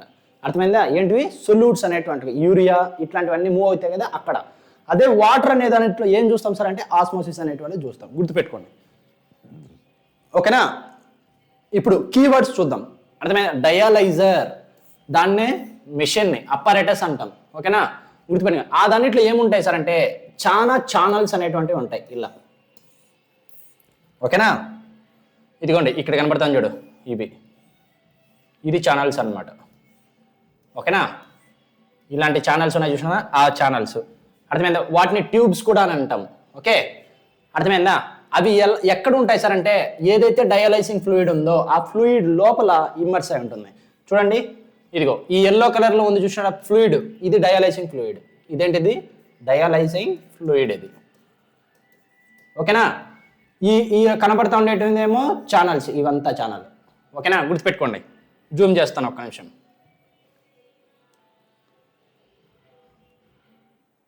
అర్థమైందా?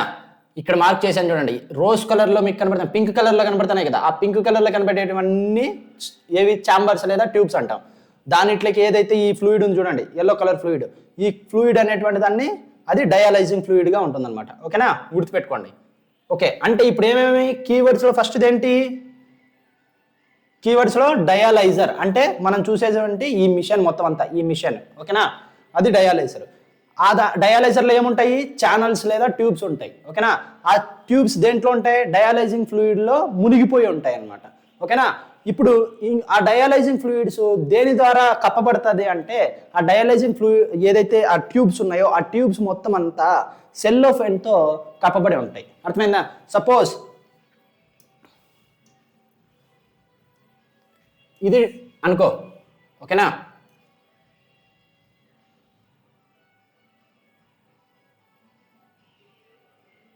ఓకే, దాని చుట్టూతో ఇలా పైన సెల్లోఫెన్ పేపర్ అనేటువంటిది ఇలా వచ్చి క్లబ్ అయిపోతుంది.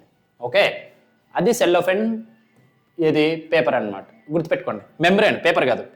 ఇదిగో ఇవన్నీ ఏవైతే ట్యూబ్స్ ఉన్నాయో ఛానల్స్ ఉన్నాయో వాటన్నిటిని అది కవర్ చేస్తుంది. ఇప్పుడు సెల్లోఫెన్ అంటే ఇక్కడ ఏమేమి వచ్చినాయి? 2 వర్డ్స్ వచ్చినాయి. ఆల్రెడీ డయాలైజర్ అంటే ఏందో చూసాం, ఛానల్స్ అంటే ట్యూబ్స్ అంటే చూసాము. ఇప్పుడు సెల్లోఫెన్ అనేటువంటిది తర్వాత డయాలైజింగ్ ఫ్లూయిడ్ అనేటువంటి 2 డిఫరెంట్ టర్మ్స్ వచ్చాయి. ఆ రెండింటి గురించి మాట్లాడదాం. సెల్లోఫెన్ అనేటువంటిది ఒక థిన్ మెంబ్రేను. అర్థమైందా? ఆ మెంబ్రేన్ ఏది అంటే సెమీ పెర్మిబుల్ నేచర్ని కలిగి ఉంటుంది. ఏంటి? సెమీ పెర్మిబుల్ నేచర్ అనేటువంటిది కలిగి ఉంటుంది. సార్ సెమీ పెర్మిబుల్ నేచర్ అంటే ఏంటి? ఓన్లీ సాల్వెంట్స్ మాత్రమే మూవ్ చేస్తుంది. అర్థమైందా? ఓన్లీ సాల్వెంట్స్ మాత్రమే మూవ్ చేస్తుంది. గుర్తుపెట్టుకోండి. తర్వాత ఈ ఏదైతే సెల్లోఫెన్ ఉందో ఆ సెల్లోఫెన్ అనేటువంటిది ఏం చేస్తుంది? బ్లడ్ని తర్వాత డయాలైజింగ్ ఫ్లూయిడ్ని సెపరేట్ చేస్తూ వస్తుంది. చూడండి ఇక్కడ చూడండి, ఈ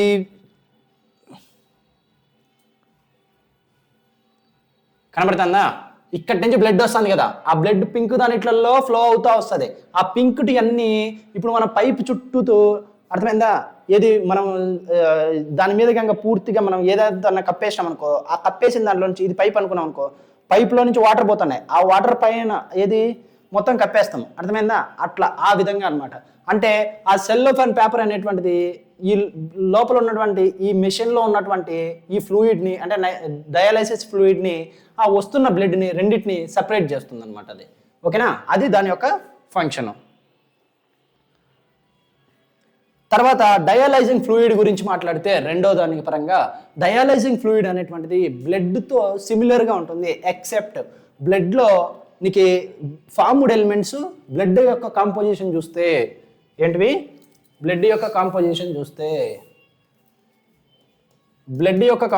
చూస్తే ఫార్మ్డ్ ఎలిమెంట్స్ ప్లస్ ప్లాస్మా ఉంటుంది.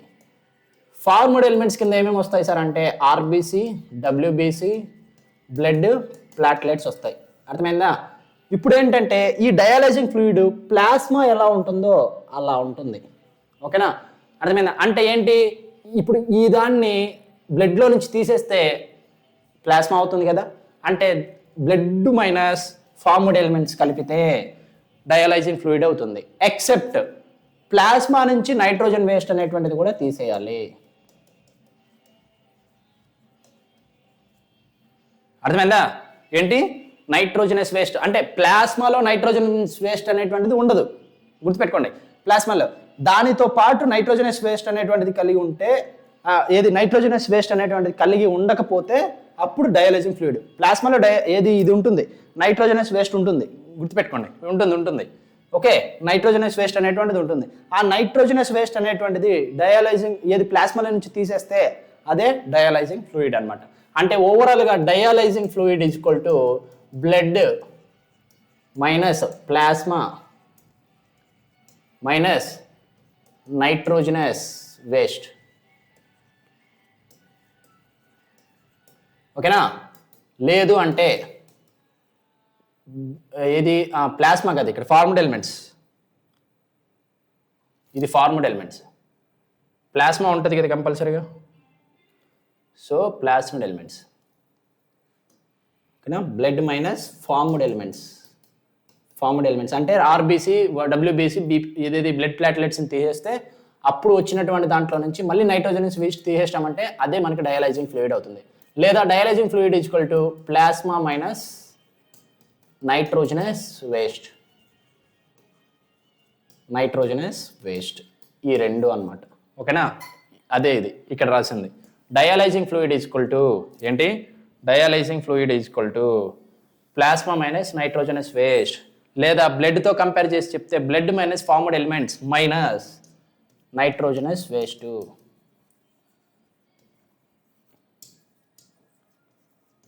ఓకేనా, అదనమాట, గుర్తుపెట్టుకోండి.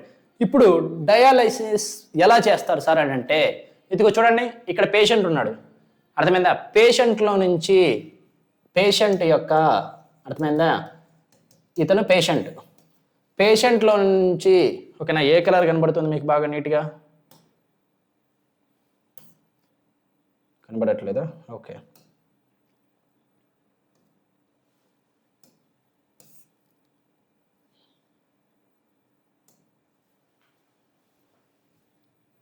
ఓకే చూడండి, ఇదిగోండి, ఇతను కనపడతా ఉన్నటువంటి అతను పేషెంట్ అనమాట. ఆ పేషెంట్ యొక్క ఆర్టరీ ఉంటుంది చూసినావా? ఓకేనా, ఈ బ్రాంకియల్ ఆర్టరీ అంటాం. ఓకేనా, ఆ ఆర్టరీలో నుంచి ఏం చేస్తాము అంటే ట్యూబ్ పెట్టేసి అక్కడి నుంచి బ్లడ్ తీస్తాం. ఇదిగో ఇదే అనమాట, ఈ ఎర్ర కలర్లో ఉంది చూసినావా, అది అర్థమైందా? దానికి ఏం చేస్తామంటే యాంటీ హెపారిన్ అనేటువంటిది, యాంటీ కోగులెంట్ ఇస్తాం. అంటే బ్లడ్ అంతా క్లాట్ అయిపోయింది అనుకో, వేస్ట్ కదా, మనిషి చనిపోతాడు. ఓకేనా, మనం ఏం చేస్తున్నాము, బ్లడ్లో ఉన్నటువంటి వేస్ట్ తీయడానికి బయటకు పంపించేస్తున్నాం, అంతేగాని బ్లడ్ మొత్తం తీసేయడానికి కాదు కదా. సో యాంటీ కోగులెంట్ అంటే మొత్తం గడ్డ కట్టకపోతూ ఉండడము, యాంటీ కోగులెంట్ అంటే గడ్డ కట్టకుండా ఉండడానికి మనం ఇచ్చేది అదేంటి అంటే హెపారిన్. ఓకేనా, ఆ బ్లడ్ ఏదైతే పైప్లో నుంచి పోయేటప్పుడు ఆ హెపారిన్ ఇస్తామో అది లిక్విడ్ లాగానే ఉంటుంది, గడ్డ కట్టకపోదు. అలా ఇలా వచ్చి దీనిట్లోకి ఓపెన్ అవుతాయి. అర్థమైందా? మీకు తెలుసు అక్కడికి ఎప్పుడైతే డయాలైజింగ్ ఫ్లూయిడ్లో వస్తుందో అక్కడ డయాలైజింగ్ ఫ్లూయిడ్లో నైట్రోజనస్ సబ్స్టాన్సెస్ ఉండవు కాబట్టి, అంటే ఇక్కడ బ్లడ్లో ఏమి ఉంటుంది, మోర్ వాటర్ ఉంటుంది. అర్థమైందా? అంటే ఇది వాటర్ ఏమవుతుంది, సాల్వెంట్గా యాక్ట్ అవుతుంది. రెండోది ఎక్సెస్ సొల్యూట్స్ ఉంటాయి. అర్థమైందా? ఎక్సెస్ సొల్యూట్ ఉన్నాయి అని అంటే ఖచ్చితంగా ఏం చెప్పా, సొల్యూట్స్ అనేటువంటిది ఎక్కువ ఉంటే అక్కడి నుంచి లోగా ఉండేటువంటిది ఎక్కడ, డయాలైజింగ్ ఫ్లూయిడ్లో లోగా ఉంది. సో డయాలైజింగ్ ఫ్లూయిడ్లోకి ఏమవుతుంది, మూవ్ అవుతుంది. అంటే ఎప్పుడైతే బ్లడ్ ఇలా పోతా ఉందో ఆ సెల్ ఆఫ్ మెంబ్రెయిన్ ద్వారా అర్థమైందా, ఎక్సెస్ సాల్ట్ అనేటువంటి ఫ్రమ్ బ్లడ్ నుంచి అర్థమైందా ఎక్కడికి పోతుంది, ఈ ఫ్లూయిడ్ ఏదైతే ఈ చాంబర్లో ఉందో, ఈ చాంబర్లో ఉన్నటువంటి ఈ ఫ్లూయిడ్ ఏదైతే ఉందో ఆ ఫ్లూయిడ్లో నుంచి ఏది ఆ ఫ్లూయిడ్ లేకి సపరేట్ అవుతుంది. ఎక్కడి నుంచి, ఈ పైపుల్లో నుంచి. ఓకేనా, ఈ ఉన్నాయి కదా ఛానల్స్, ఆ ఛానల్లో నుంచి బయటకు వచ్చేస్తుంది. బయటకు వచ్చేసి ఆ ఫ్లూయిడ్లో కలిసిపోయిన తర్వాత ఇక్కడి నుంచి ఫ్లూయిడ్ అనేటువంటిది ఈ చాంబర్లోకి వస్తుంది. అర్థమైందా? మళ్ళీ అదే దానిట్లోకి రాదు, ఎందుకంటే ఇక్కడ ప్రెషర్ అనేటువంటిది ఇలానే ఉంటుంది. ఓకే, ఎప్పుడైతే అలా ప్రెషర్ ఎక్కడ ఉందో ఆ ఏదైతే ఫ్లూయిడ్ అనేటువంటిది వాడేసిన తర్వాత ఆ ఫ్లూయిడ్ అనేటువంటిది ఇక్కడ ఈ దానిట్లోకి మళ్ళీ ఏమవుతుంది, కలెక్ట్ అవుతూ వస్తుంది. అంటే ఇప్పుడు ఇక్కడ కలెక్ట్ అయ్యేటువంటి దానిట్లో ఎక్సెస్గా ఏముంటాయి, ఎక్సెస్ సొల్యూట్స్ అనేటువంటివి ఉంటుంది. ఓకేనా, ఎక్సెస్ సొల్యూట్ అనేటువంటి ఉంటుంది. రెండోది ఏంటి, ఇంకా వాటర్ గురించి మాట్లాడితే మనం చెప్పుకున్నాం కదా, ఆస్మోసిస్ అనేటువంటి జరుగుతుంది. ఆస్మోసిస్ జరిగితే ఏదైతే హై సొల్యూట్స్ ఉన్నాయో అక్కడ లో సొల్యూట్స్ ఉన్నాయో, లో సొల్యూట్స్ నుంచి హై సొల్యూట్స్కి ఏమవుతుంది, వాటర్ అనేటువంటి మూవ్ అవుతుంది అన్నాం కదా. ఎప్పుడైతే నీకు ఇప్పుడు ఎక్సెస్ సొల్యూట్స్ అనేటువంటి తీసేస్తామో అర్థమైందా, ఆటోమేటిక్గా అక్కడ ఏది సాల్వెంట్ యొక్క మూమెంట్ అనేటువంటిది జరుగుతుంది. ఎలా జరుగుతుంది అంటే ఆస్మోసిస్ ద్వారా జరుగుతుంది. ఆస్మోసిస్ ద్వారా హై ఎక్సెస్ వాటర్ ఎక్కడ ఉంది, బ్లడ్లో ఉంది. ఈ ఎక్సెస్ వాటర్ ఏమవుతుంది అంటే ఆ పక్కన ఉన్నటువంటి ఏదైతే నైట్రోజన్ ఫ్లూయిడ్ ఉందో ఆ ఫ్లూయిడ్లోకి వెళ్ళిపోతుంది. ఆ ఫ్లూయిడ్లోకి వెళ్ళిపోయి అది కూడా ఫ్లూయిడ్ ఎలా అవుతుందంటే ఇలా బయటకు వచ్చేస్తుంది. అంటే బ్లడ్ ఏమైంది, ఇప్పుడు అక్కడ ఉన్నటువంటి గ్రేడియంట్ వల్ల ప్యూరిఫై అయింది. ఆ ప్యూరిఫై అయినటువంటి బ్లడ్ ఇదిగో ఈ దాని ద్వారా ఇలా మళ్ళీ లోపలికి ఎక్కిస్తాం. అంటే లోపలికి ఇంకో ఏది దాని నుంచి వెయిన్ నుంచి ఎక్కిస్తాం అన్నమాట. ఇక్కడ తేడా ఏంటంటే ఇక్కడేమో గడ్డ కట్టకుండా యాంటీ కోగులెంట్ వాడామో, ఇక్కడేమో మళ్ళీ కోగులెంట్ అనేటువంటిది వాడతాం. అర్థమైందా? ఓకేనా, గుర్తుపెట్టుకోండి. ఇప్పుడు దాన్ని ఒకసారి చూద్దాం స్టెప్ బై స్టెప్. ఇదిగో బ్లడ్లో ఏముంది, యూరియా ఉంది, క్రియాటినైన్ అనేటువంటివి ఉన్నాయి, తర్వాత ప్లస్ ఎక్సెస్ వాటర్ కూడా ఉంది. ఏముంది, ఎక్సెస్ వాటర్ అనేటువంటిది కూడా ఉంది. ఇవన్నీ వేస్ట్ కదా, అవునా కదా. ఇప్పుడు ఆ వేస్ట్ని మనం ప్యూరిఫై చేయాలి. ప్యూరిఫై చేయాలంటే ఏం చేయాలి, మెయిన్ ఆర్టరీ నుంచి, అది కూడా బ్రాంకియల్ ఆర్టరీ నుంచి పైప్ పెట్టి సెలిన్ పైపు బ్లడ్ని కలెక్ట్ చేస్తాం. అర్థమైందా. కలెక్ట్ చేసేటప్పుడు మనం ఏం చేస్తాము, అది క్లాట్ కట్ అంటే అది ఏది గడ్డ కట్టకుండా యాంటీ కోగులెంట్ అయినటువంటి ఏంటి, యాంటీ కోగులెంట్ ఏంటి, హెపారిన్ అనేటువంటిది యూజ్ చేస్తాము. దాంట్లోకి ఎక్కిస్తే ఆ బ్లడ్ అనేటువంటిది డయాలైజర్లోకి ఎంటర్ అవుతుంది. మనకు తెలుసు డయాలైజర్లో ఏమేమి ఉంటాయి, ఛానల్స్ అనేటువంటివి ఉంటాయి అని మనం చదువుకున్నాం. ఏంటివి, ఛానల్స్, అవునా కదా. దాన్నే ఇంకో పేరేంటి, ఆర్ ట్యూబ్స్. ఆ ట్యూబ్స్ దేంతో కవర్ అయి ఉంటుంది, ఇలా సెల్లోఫైన్తో కవర్ అయి ఉంటుంది. సెల్లోఫైన్ అనేటువంటిది ఏంటి, semi permeable membrane, semi permeable membrane, ఓకేనా, సెమీ పెర్మియబుల్ మెంబ్రెయిన్ గుర్తుపెట్టుకో, ఓకేనా. ఇప్పుడు ఆ డయాలైజర్లో ఎప్పుడైతే నైట్రోజన్ ఏది మనం ఈ దానిట్లోకి ఇంకోటి ఏం వాడాము, దీనిట్లోకి డయాలైజింగ్ ఫ్లూయిడ్ అనేటువంటిది వాడాము, ఓకేనా. డయాలైజింగ్ ఫ్లూయిడ్లో ఏముంటుంది, నో వేస్ట్ అనేది ఉంటుంది. అంటే ఇక్కడ ఉన్నట్టు యూరియా క్రియాటిన్తో పోలిస్తే ఇక్కడ హైగా ఉంటుంది, ఇక్కడ లోగా ఉంటుంది, అసలు ఇక్కడ ఉండదన్నమాట. అర్థమైందా. అంటే సొల్యూట్ కాన్సన్ట్రేషన్ డిఫరెన్స్ ఉంది, ఇక్కడ హై ఉంది, ఇక్కడ లో ఉంది కదా, అంటే ఇక్కడి నుంచి డయాలైజర్ ఫ్లూయిడ్లోకి పోతుంది. అర్థమైందా. ఎక్సెస్ వాటర్ అంటే ఇక్కడ వాటర్ సాల్వెంట్ ఎక్కువ ఉంది, ఇక్కడ సాల్వెంట్ తక్కువ ఉంది, అంటే సాల్వెంట్ అక్కడి నుంచి ఇక్కడికి మూవ్ అవుతుంది. సో అలా మూవ్ అయినప్పుడు ఏమేమవుతుందంటే నైట్రోజనస్ వేస్ట్ సబ్స్టెన్సెస్ అనేటువంటివి ఫిల్టర్ అవుతాయి. తర్వాత ఎక్సెస్ వాటర్ అనేటువంటిది ఆ నైట్రోజనస్ ఫ్లూయిడ్ ఏదైతే ఉందో, అంటే ఇది డయాలైజింగ్ ఫ్లూయిడ్ ఏదైతే ఉందో దానిట్లోకి ఈ రెండు వెళ్ళిపోతాయి. ఎక్కడికి, ఈ రెండు collects into another beaker along with used dialysis fluid, ఓకేనా.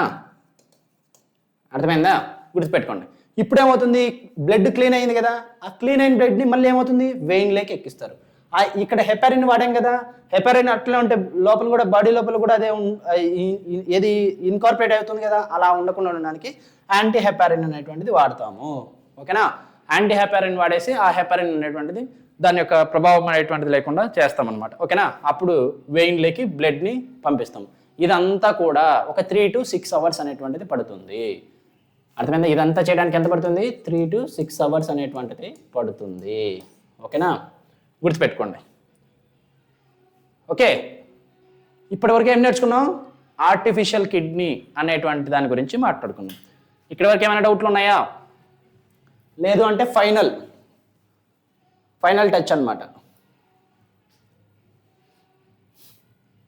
Okay, very good. ఇప్పుడు చూడండి, కిడ్నీ ట్రాన్స్ప్లాంటేషన్ గురించి మాట్లాడదాం. ఏది, ఇది పర్మనెంట్ సొల్యూషన్, ఓకేనా. గుర్తుపెట్టుకోండి, ఏంటి పర్మనెంట్ సొల్యూషన్. ఓకే, చూడండి, ఏంటి కిడ్నీ ట్రాన్స్ప్లాంటేషన్, ఏంటిది permanent. Sir kidney ట్రాన్స్ప్లాంటేషన్లో a kidney అయినా వాడచ్చా అంటే ఏ కిడ్నీ అయినా వాడేదానికి లేదు. అర్థమైందా. గుర్తుపెట్టుకోండి, మ్యాక్సిమం ఛాన్సెస్ అనేటువంటిది చాలా తక్కువ. సార్ కిడ్నీ ఇచ్చే వాళ్ళని ఏమంటామంటే డోనర్ అంటాం, ఓకేనా. జనరల్గా ఒక పర్సన్కి ఎన్ని కిడ్నీస్ ఉంటాయి, 2 కిడ్నీస్ ఉంటాయి, ఓకేనా. ఎన్ని కిడ్నీస్ ఉంటాయి, 2 కిడ్నీస్ ఉంటాయి, గుర్తుపెట్టుకోండి, ఓకేనా. ఎప్పుడైతే హెల్తీ కిడ్నీస్ ఉన్నటువంటి డోనర్ ఉంటాడో ఆ డోనర్ నుంచి ఒక కిడ్నీ తీసి ఎవరైతే పేషెంట్ ఉంటారో అతనికి ఇస్తారు. ఆ పేషెంట్ ఏమని పిలుస్తారంటే రిసిపియంట్ అంటే తీసుకునేవాడు, డోనర్ అంటే ఇచ్చేవాడు, ఓకేనా. డోనర్లో ఉన్నటువంటి 2 కిడ్నీస్లో నుంచి ఒక కిడ్నీ అనేటువంటిది ఏది రిసిపియంట్కి ఇస్తాడనమాట. ఒక కిడ్నీ తనకు ఉంటుంది కాబట్టి తను బతుకుతాడు, ఓకేనా. మరి డోనర్కి ఉండాల్సినటువంటి ప్రాపర్టీస్ ఏంటి సార్ అంటే డోనర్ ఖచ్చితంగా క్లోజ్ రిలేటివ్ అయి ఉండాలి. అప్పుడే ఆర్గాన్ అనేటువంటిది ఎప్పుడైతే మనం ఇతనిలో పెడతామో, అంటే పేషెంట్లో పెడతామో, రెసిపియంట్లో, అది గ్రాఫ్ట్ రిజెక్షన్ అనేటువంటిది జరగదు. అర్థమైందా. ఏంటి గ్రాఫ్ట్ రిజెక్షన్. గ్రాఫ్ట్ అంటే ఏదైతే ఇక్కడ నుంచి తీసి డోనర్ నుంచి తీసి ఇక్కడ పెడుతున్నామో దాన్ని గ్రాఫ్ట్ అంటాం. అర్థమైందా. ఇక్కడేంటి, ఇక్కడ ఏదైతే కిడ్నీ తీసి అక్కడ రిసిపియంట్కి పెడుతున్నామో ఆ కిడ్నీని ఏమంటామంటే గ్రాఫ్ట్ అంటాం, ఏదైనా కానీ, ఓకేనా. అంటే క్లోజ్ రిలేటివ్ నుంచే మనం తీసుకోవాలి. ఎందుకు అలా తీసుకోవాలంటే రిజెక్షన్ అనేటువంటిది ఛాన్సెస్ చాలా తక్కువ ఉంటాయి. అర్థమైందా? బయట నుంచి ఎక్కడి నుంచి అన్నా తెచ్చి తీయంగా మనం చేసాము అంటే ఆ సెల్స్ ఏవైతే ఉన్నాయో అది మేజర్ హిస్టో కంపాటబిలిటీ అనేటువంటిది కొన్ని ఇవి ఉంటాయి. అర్థమైందా?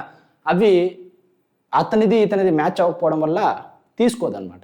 తీసుకోకపోతే ఆటోమేటిక్గా మనిషి చనిపోతాడు. ఓకేనా? మ్యాచింగ్ అనేటువంటిది ఉండదు, గుర్తుపెట్టుకోండి. అర్థమైందా? ఎప్పుడైతే క్లోజ్ రిలేటివ్ నుంచి డోనర్ తీసుకొని రెసిపియంట్ పెడతాడో అప్పుడు నార్మల్ లైఫ్ అనేటువంటిది అతను ఏది ఆ సింగిల్ కిడ్నీతోనే ఎవరు ఈ డోనార్ అనేటువంటి అతను ఫంక్షన్ చేసుకుంటూ ఉంటాడు. ఓకేనా? గుర్తుపెట్టుకోండి. మరి ఇప్పుడు ప్లేస్మెంట్ సార్ ఎక్కడ పెడతారు? కిడ్నీలు ఏవైతే ఉన్నాయో మనం ఆల్రెడీ మాట్లాడుకున్నాం. కిడ్నీ లొకేషన్ ఎక్కడ? అబ్డోమినల్ క్యావిటీలోని డోర్సల్ బాడీ వాల్ ఉన్నటువంటి దీనికి అటాచ్ అయి ఉంటాయి. అవునా? మాట్లాడుకున్నామా? అటు సేమ్ అక్కడే పెడతామా లేకుంటే లేదా ఎక్కడైనా వేరే సాట్ ఏమైనా ఇన్సర్ట్ చేస్తారంటే చూడండి, ప్లేస్మెంట్ ఎక్కడ అంటే ఏదైతే మనం డోనర్ నుంచి తీసుకున్నామో అది లోవర్ అబ్డోమినన్లో పెల్విక్ రీజన్లో పెట్టేస్తాం అనమాట. ఓకేనా? చూడండి, ఇది డోనర్ నుంచి తీసుకున్నది. ఓకేనా? ఎక్కడి నుంచి? డోనర్ నుంచి తీసుకునేది. యాక్చువల్గా అతనికి ఉన్నటువంటి కిడ్నీస్ ఏవి చూడు, ఇవి. ఓకేనా? కిడ్నీస్ అతనికి ఉండేటువంటివి పాడైపోయినటువంటివి ఇవి, బట్ తీసుకున్నటువంటిది ఇది. ఇక్కడి నుంచి మనం అనేటువంటిది కిడ్నీ అక్కడ ఇన్సర్ట్ చేసాం. ఓకేనా? మరి అక్కడ ఇన్సర్ట్ చేశారు కదా సార్, మళ్ళీ పైన ఉన్నటువంటి రెండు ఉన్నాయి కదా, వాటి వల్ల అవి అట్లే పెట్టేస్తారా లేకుంటే వాటి వల్ల ఏమైనా కాంప్లికేషన్స్ వస్తాయంటే అతని గంగా ఏమి కాంప్లికేషన్స్ లేవు అని గంగా అర్థమైతే, అంటే వాటి వల్ల భవిష్యత్తులో రాదు అని అర్థమైతే కన్నా ఆ ఫెయిల్డ్ ఏవైతే కిడ్నీస్ ఉన్నాయో ఆ రెండు కిడ్నీస్ని అలా వదిలేస్తారనమాట. అర్థం వాటి ప్లేస్లో అలా పెట్టేస్తారు. అర్థం వాటిని ఏం డిస్టర్బ్ చేయరు. ఒకవేళ బట్టి మళ్ళీ ఫ్యూచర్లో ఏదైనా కాంప్లికేషన్స్ వస్తాయి అంటేనే వాటిని తీసేస్తారు, లేదంటే వాటి ప్లేస్లో అలానే పెట్టేస్తారు. ఓకే సార్, మరి ఈ ప్రాసెస్లో అంటే కిడ్నీ ట్రాన్స్ప్లాంటేషన్లో అర్థమైందా సక్సెస్ రేట్ ఎంత అనేటువంటిది? సక్సెస్ రేట్ అనేటువంటిది ఈ కాలంలో ఎక్కువగా కనబడుతుంది. ఎందుకు అనంటే క్లినికల్ ఏవైతే ఉందో అప్రోచ్ అనేటువంటి ఉన్నాయో, ప్రొసీజర్స్ అనేటువంటి ఉన్నాయో అవి అడ్వాన్స్మెంట్ అనేటువంటిది జరగడం వల్ల అర్థమైందా ఎక్విప్మెంట్ కానీ వాటిలో అబ్జర్వేషన్స్ కానీ లేదా మెడిసిన్స్ కానీ ఇట్లాంటివన్నీ పెరగడం వల్ల ఎఫిషియన్సీ పెరిగి సక్సెస్ రేట్ అనేటువంటిది ఈ కాలంలో కాస్త ఎక్కువగానే చూస్తున్నాం. అర్థమైందా? ఓకేనా? ఇక్కడ వరకు ఏమైనా డౌట్ ఉందా?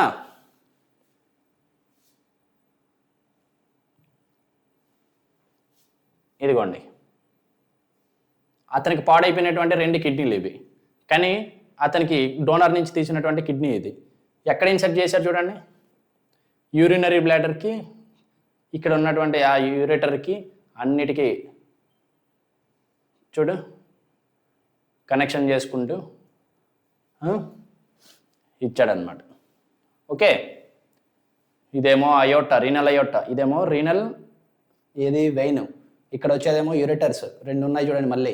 ఓకేనా? రెండింటిని దానికి కనెక్ట్ చేశారు. ఓకే, ఇక్కడ ఉండేటివేమో అక్కడ యథాతథిగా ఉన్నాయి, వాటిని డిస్టర్బ్ చేయలేదు, ఎందుకంటే అక్కడ ఏం జరగదు కాబట్టి వాటిని ఏమి ఇబ్బంది లేకుండా అట్లే పెట్టేశాడు అనమాట. ఓకే, ఇప్పుడు ఫైనల్గా ఆర్గాన్ డొనేషన్. ఓకే, చిన్న టాపిక్ మీద దాంట్లో ఇచ్చాడు, దాని గురించి మాట్లాడు. ఆర్గాన్ డొనేషన్ అనేటువంటి వాళ్ళు ఎప్పుడు చేస్తారు, ఏ కండిషన్లో చేస్తారు సార్ అంటే ఎప్పుడైతే ఒక పేషెంట్ అనేటువంటి అతను బ్రెయిన్ డెడ్ అయ్యి చనిపోతాడో, అంటే బ్రెయిన్ డెడ్ అయిపోయిందంటే అతను మనిషి ఏది రెస్పిరేషన్ చేస్తూ ఉంటాడు, ఇవన్నీ చేస్తూ ఉంటాడు, కాకపోతే చలించలేడనమాట. కాన్షియస్నెస్ అనేటువంటిది ఉండదన్నమాట. అతను బతికున్న జీవం లేనటువంటి శవం తిన్నా తను ఉంటాడు. ఓకేనా? అలాంటి అతని యొక్క పార్ట్స్ అనేటువంటి ఏవైతే ఉన్నాయో అవి ఏ పేషెంట్స్కి అయితే అది యూజ్ అవుతాయో ఆ పేషెంట్స్కి యూజ్ చేస్తారనమాట, ట్రాన్స్ప్లాంట్ చేస్తారు. అప్పుడు ఈ బ్రెయిన్ డెడ్ పేషెంట్ని ఏమంటారు అంటే డోనార్ అంటారు. ఎవరైతే పేషెంట్ ఆ ఆర్గన్స్ని తీసుకుంటున్నాడో తనని రిసిపియంట్ అంటారు. ఓకేనా? ఈ మధ్య కాలంలో ఎక్కువగా మనం చూస్తూ ఉన్నటువంటి టాపిక్స్ ఏంటివి అంటే ఆర్గన్ డొనేషన్ అనమాట. ఓకేనా? ఓకే, బై దిస్ ఈ రోజుతో ఎక్స్క్రిషన్ అనేటువంటి టాపిక్ పూర్తిగా అయిపోయింది. ఓకేనా? దీని మీద ఏదైనా డౌట్స్ ఉంటే మీకు ఖచ్చితంగా అడగండి.